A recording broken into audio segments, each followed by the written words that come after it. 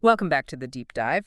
Today, we're pointing our focus towards something really quite intriguing, diffractive optical elements. Gaudier's, yeah. Tiny things doing big jobs with light. Exactly. And we're using a pretty detailed market report from Cognitive Market Research to guide us. It might sound technical, DOEs, but honestly, what they enable and how fast this market is growing, it's kind of mind-blowing. It really is. Think of them as like microsculptors for light beams, shaping, splitting, spreading light with incredible precision. Right. And this report, it really hammers home just how much demand is surging for these components. So our plan for this deep dive is simple. Pull out the key stuff from the report for you. Get the lay of the land. Yeah, give you a clear view of the DOE market now, where it's headed, what's pushing it forward, and which regions are really making waves. Think of it as your quick guide to getting up to speed. Sounds good. So let's start with that big picture then, the global market.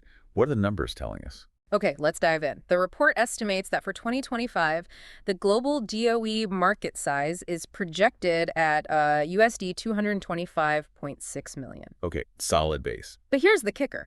By 2033, it's expected to more than double. We're talking USD 490.67 million. Wow, that's significant growth. It translates to a compound annual growth rate, a CAGR of 10.20% per year on average between 2025 and 2033. Over 10% CGR. Yeah, that's definitely a market with momentum. For sure. And this is all based on 2024 data, looking back to 2021 for historical context. Right. So that sustained growth points to some powerful underlying drivers. But how is this, distributed? Where's the action geographically? Good question. Right now, North America is definitely the heavyweight champion. It holds over 40% of the global revenue. 0%, okay. Their market size for 2025 is projected at USD 83.47 million, and they're looking at an average annual growth of 8.6% through 2033. Still strong growth, even for the leader. Yeah, and within that, the U.S. makes up the lion's share, about USD 65.86 million, growing at 8.4%. Probably down to their big photonics and semiconductor sectors, right? Makes sense. Those are key DOE users. Canada's next, around USD 10 million, but growing a bit faster at 9.4% average. The report mentions industrial laser use there. Interesting. And Mexico's around USD 7.6 million with a 9.1% projected growth.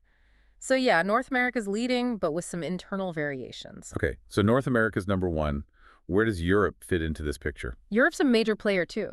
They account for just over 30% of the global market. 30%. Significant. Their 2025 size is estimated at USD 65.42 million, and their growth forecast is slightly higher than North America's at 9.2% average per year. Okay, catching up a bit then. Within Europe, Germany leads. USD 12.95 million, growing at 9.4%.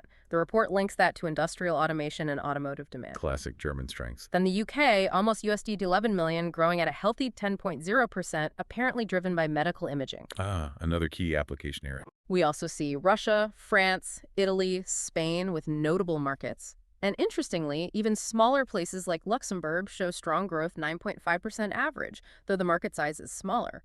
Under 1 million. It really shows how different national industries are pulling this technology in. Exactly. Different focuses, different drivers. So we've covered North America and Europe. The report mentioned Asia Pacific having really fast growth. Oh yeah, you picked up on that.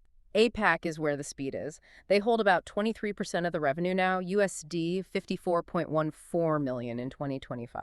Okay, smaller share than Europe currently. But their projected growth, a Yes. blistering 13.0% average yearly growth rate through 2033. That's the fastest globally. 13%. Wow. What's driving that? Well, China's a huge part of it. Over USD 22 million market size, growing at 12.5%. Lots of investment in optics and semiconductors there. Right, the manufacturing powerhouse effect. And look at India, USD 5.41 million market, but projected growth of 14.9%. The report ties that to defense modernization. That's a specific driver. Yeah. Very interesting.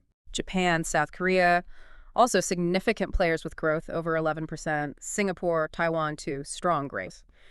That rapid expansion in APAC, especially China and India, it really does suggest a potential shift in, where these technologies are made and used down the line, doesn't it? Absolutely. That kind of dynamism points to major future influence. Yeah. Okay, what about the other regions? South America, Middle East, Africa. Are they in the game?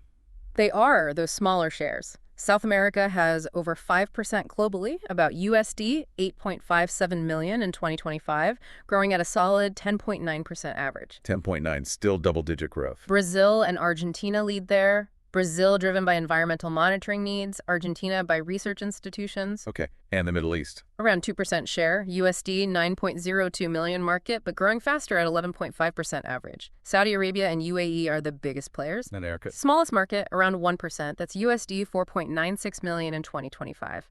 But still growing respectably at 10.5% average, South Africa leads. Interesting. What are the specific drivers mentioned for the Middle East and Africa? For the Middle East, the report mentions aerospace and automotive in Turkey, oil and gas sensing in Qatar.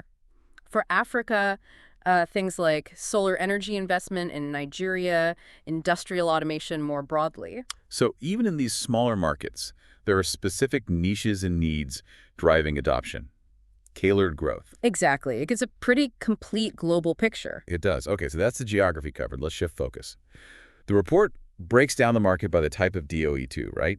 What are the main categories? It does. The biggest slice of the pie, market share-wise, is expected to be beam shapers. Beam shapers. Makes sense from the name, but what do they do exactly? They take an incoming light beam, usually from a laser, and reshape its profile. So maybe turn a standard bell curve beam into a flat top beam. Ah, for even energy distribution. Precisely. Crucial for things like laser material processing cutting, welding, but also biomedical imaging, optical communications, anywhere you need that controlled energy profile. Okay, that utility explains why it's the dominant type. What other types are significant?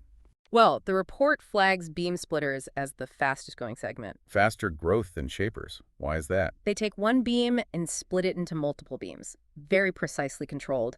Think LiDAR systems for self-driving cars. Ah, needing multiple points of reference. Exactly. Or fiber optics, biomedical imaging, where you need to send light down different paths or compare signals. The demand in those areas, especially LiDAR and sensors, is pushing rapid growth. Makes sense. Any other types mentioned? Yeah, they also list homogenizers, sometimes called beam diffusers, which basically smooth out the intensity of a beam, and then an others category for more specialized things like pattern generators or keynoforms. Okay, so shapers led, splitters are growing fastest. Got it. Now, where are these things actually being used? What about the applications? Right, applications. The biggest one currently, semiconductor wafer inspection. Ah, back to semiconductors. Yeah, it's a huge driver. Making chips requires finding tiny, tiny flaws. DOEs are key in the metrology and inspection systems that do this with super high precision. Especially as chip features keep shrinking. Absolutely. The need for accuracy there is immense, making DAs essential. It explains why North America and APAC are such big markets. Connects the dots. Okay, what's another major application area?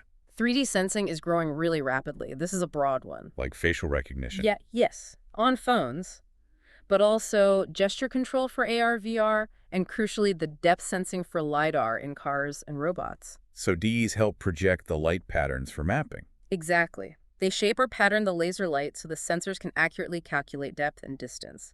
The boom in consumer electronics, automotive safety, industrial robotics, it's all fueling this 3D sensing application. It's amazing how central these components are becoming. Any other applications listed? Yep. The report also mentions laser cutting and welding, lithography, which is related to semiconductors, but also other microfabrication optical sensors and encoders, various biomedical devices, even things like barcode scanner. It's quite a diverse list. So thinking about the industries buying these DOEs, who are the biggest customers, the end users.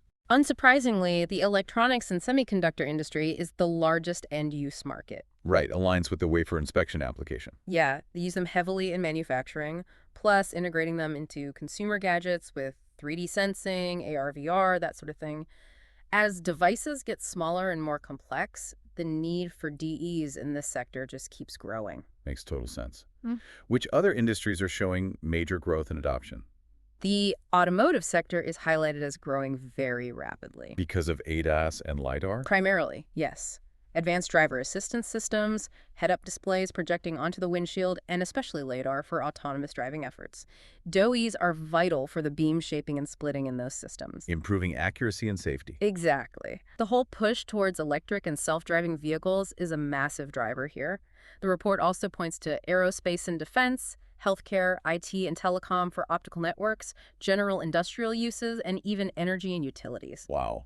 From microchips to cars to networks, DEs are really becoming embedded everywhere. It must be a competitive landscape then. Who are the key companies? Yeah, it is competitive. The report mentions several key players, emphasizing their focus on innovation, custom solutions, and advanced manufacturing. Like who? Any familiar names? Some big ones like Zeiss Group, AGC Inc. from Japan, Broadcom, Coherent Core, Genoptic, and also more specialized companies like Hollowware from Israel, Nalux, Holloweye Photonics, Nil Technology, Laser Components. It's a mix. A blend of optics giants and focused DOE specialists. Did the report mention any recent moves by these companies, like what's happening on the ground? It did give a few examples, like Holloweye Photonics launched some new standard off-the-shelf glass DOEs earlier this year, aiming for specific common wavelengths. Making them more accessible, perhaps. Seems like it. And Coherent Core introduced new ones for high-power industrial lasers late last year, focusing on beam quality and efficiency. Targeting that core industrial market. Right. And Genoptic expanded their production facilities in Florida back in late 2022, adding cleanroom space. That suggests scaling up. Investing in capacity. Yeah, and Holloweye also released another set of standard DOEs optimized for a different wavelength back in early 2022. So you see ongoing product releases, capacity expansion, signs of a dynamic market. Definitely paints a picture of activity and evolution. Okay, we've seen the growth, the regions, the types, the users, the players. Yeah. But what are the fundamental drivers pushing this whole market forward? The report boils it down to a few key things.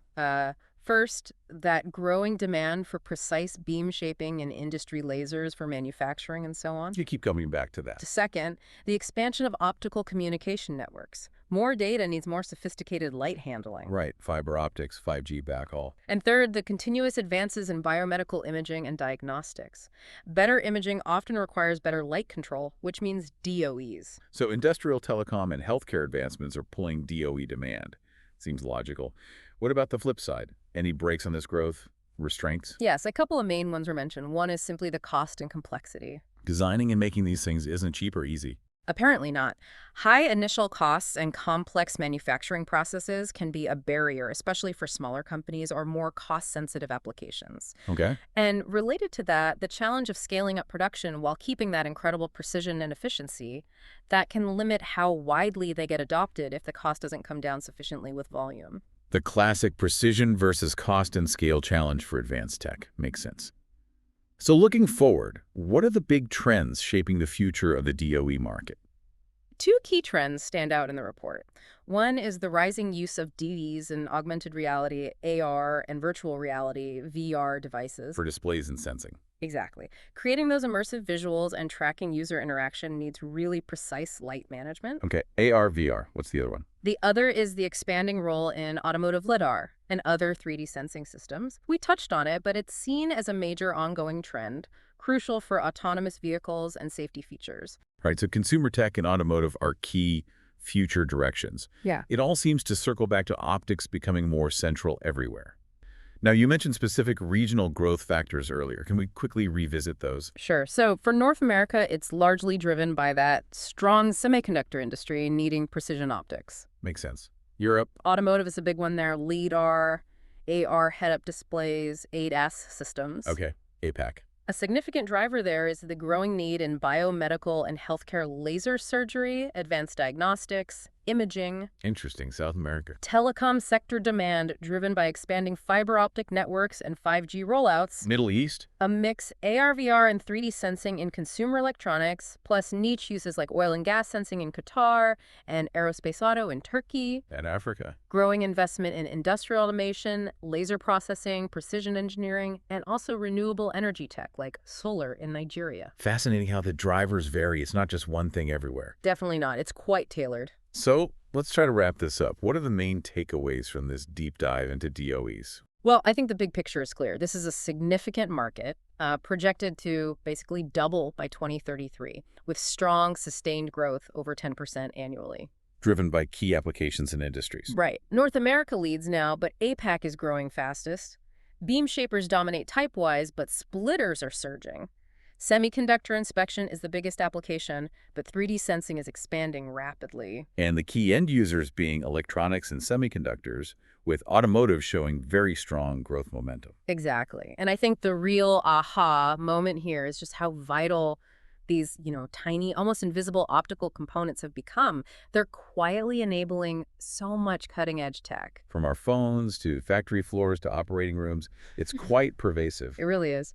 Which leads to a final thought, maybe for our listeners to chew on. Given this growth trajectory, what does it mean for industries you know well? How might DOE advancements further revolutionize those fields? Yeah, and what completely new applications might pop up as these little light sculptors get even better and potentially cheaper? Something to think about.